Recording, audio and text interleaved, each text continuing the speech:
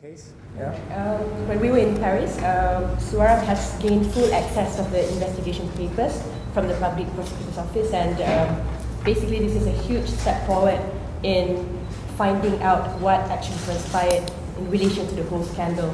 And SUARAM, being the plaintiff in the civil case, we have the access to the file. However, there are several constraints with regard to the French law in relation to getting the copies of the investigation papers. However, we are allowed, or we are able to make public all the findings in the investigation paper, and of course the Malaysian public and the press have the right to know what actually transpired, in the investigation. And it is also to be noted that the complaint lodged by SUARAM, it's a civil complaint, it has led to the evolution of criminal investigation, which has commenced in the French court and which will result in criminal prosecution. Because our case is civil, and now it has led to this new evolution of the case of a criminal nature, where the parties involved in the scandal will soon be charged in the criminal court, and they will be put on the suspect list. Now, this is the great Malaysian robbery, because it's one of the largest discoveries of how our public funds, our public taxpayers' money, have been used indiscriminately and unscrupulously by those in power to enrich themselves and their families and their cronies at our expense, at the expense of our poor medical health care, at the expense of our poor education system, at the expense of Malaysians, and also at the expense of French people's taxpayers' money. Now, I'd like to share with you just 2 out of the 153, so that you will be coming to us for more of the information in the coming weeks. Now, the first document, which is something that SUARAM as the plaintiff is able to quote to you, is numbered document 87. This document basically highlights the mechanics of Perimekar, the company that was the recipient of the 114.9 million euro of commissions and kickbacks, of which there have been more questions than answers as to where that money has actually gone to. Now, the interesting thing about document 87 is that it outlined various correspondences between Perimekar, between Thales International Asia, between DCNS, and between the Malaysian government. Now, we were really shocked when we found one of the documents that actually suggested and that had the name of Datuk Sri Najib Razak. You all know who he is? Our Prime Minister, at that time the Defence Minister, had written or had placed a condition in writing in France that DCN, the shipbuilding company that was going to sell the submarines to the Malaysian government, would need to pay a maximum sum of USD $1 billion to Perimekar for their stay in France. And the note indicated that with that condition, a meeting with Datuk Sri Najib would convene on the 14th of July 2001. Now, as you know, the sale of the submarines were completed in 2002. So these were part of the negotiations because the establishment of Perimekar was very much a request and a push by the Malaysian government to ensure that Malaysian companies were also beneficiaries of the procurement process. And it was not just French politicians and French companies that would benefit. Okay, that's the first document. The second document, which we have actually seen the invoices, is that the prosecutor's office, as you know, they had raided the DCNS office in Paris and managed to secure many important documents as a result of that. Now, the prosecutor's office, upon instruction, had received an envelope dated 22nd August 2001. The envelope contained a subfolder entitled C4. Now, this is not the C4 that killed Altantuya. It just so happened that the project name was also named C4. Another subfolder entitled Invoices, a stack of PDF files, and a USB thumb drive. Now, in there was the revelation of the existence of an invoice that was faxed by Terasasi Sendirian Berhad, company number 524814-P, on the 19th of September 2004, to the CEO of Thales International Asia.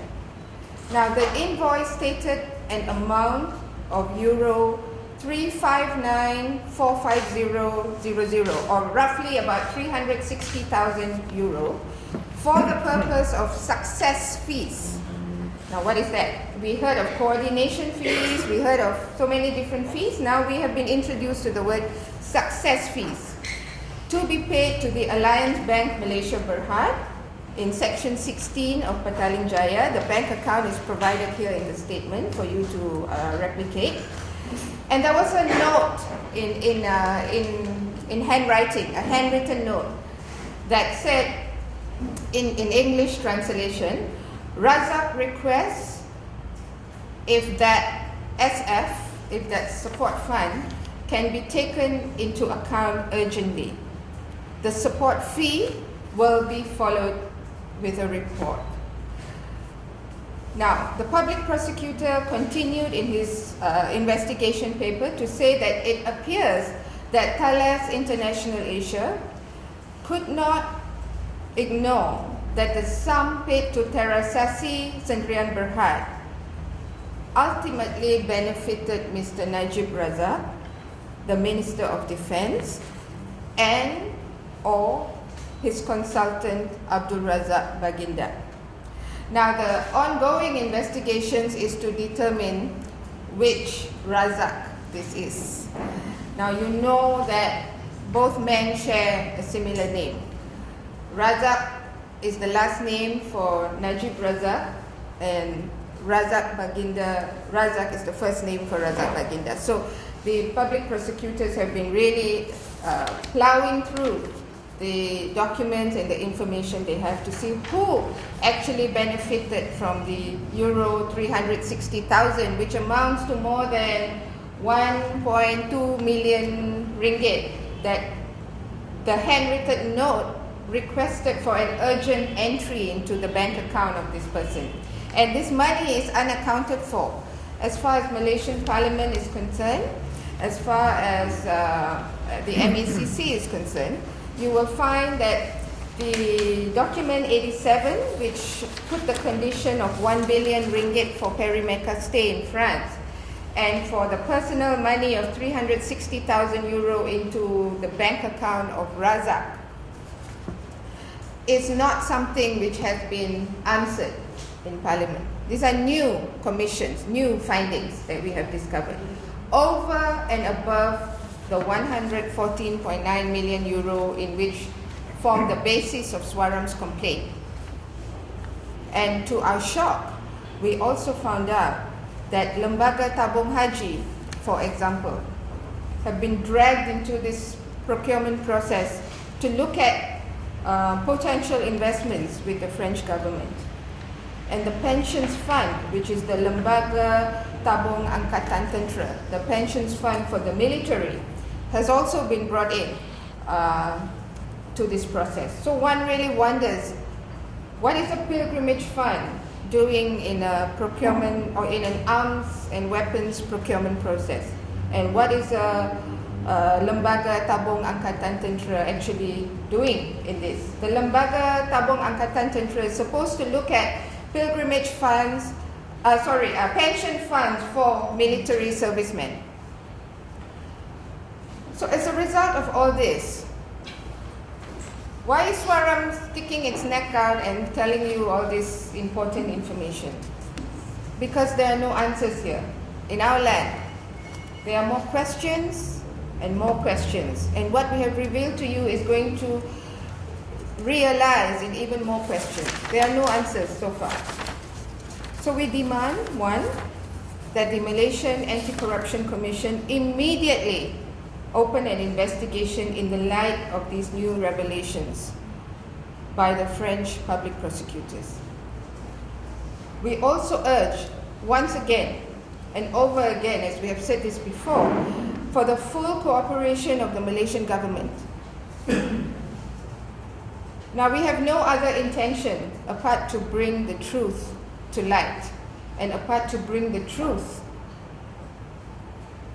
to justice and to surface for all Malaysians to know, for us to have access to what actually really transpired in the procurement process. So we urge for the full cooperation of the Defence Minister. In the past, in 2002, that was Najib, the current Defence Minister, Zahid Hamidi, who also makes up the witness list, to fully help us participate in the inquiry, to help us in actually cooperating in ensuring that the inquiry in France will be able to shed some light to the truth that needs to be told. And finally, for the Defence Ministry to come clean and list out in Parliament, or even before that, all companies that are involved in this procurement process and who were the beneficiaries of the kickbacks and commissions. Because what we're trying to tell you today is that it is no longer just Perimekar and it's no longer just Terasasi that are involved, but there are a whole range of companies that were formed to actually gain some sweetness as a result of the procurement process. But the French police have been interviewing DCN, the French state company. They've been interviewing the MINDEF people in France, the Ministry of Defense. They've been going through bank vaults to get to the contracts that have been signed all these years. They've even gone through bank accounts of Abdul Razak Baginda, his BNP, the French bank, etc. So these are some of the investigation papers that we talked about. As far as the subpoenas that Fadia was talking about, you remember when Zahid, the President Minister of Defense, said he volunteered to go, remember? And then now we have volunteered him, and he says that he's not going. But as Fadia said, when the time comes for a subpoena, and it becomes the case actually starts in France. If Baginda is living in UK, then he's got not much choice, And some of the people here better not take holidays in Europe after that, if they don't want to appear before the French courts.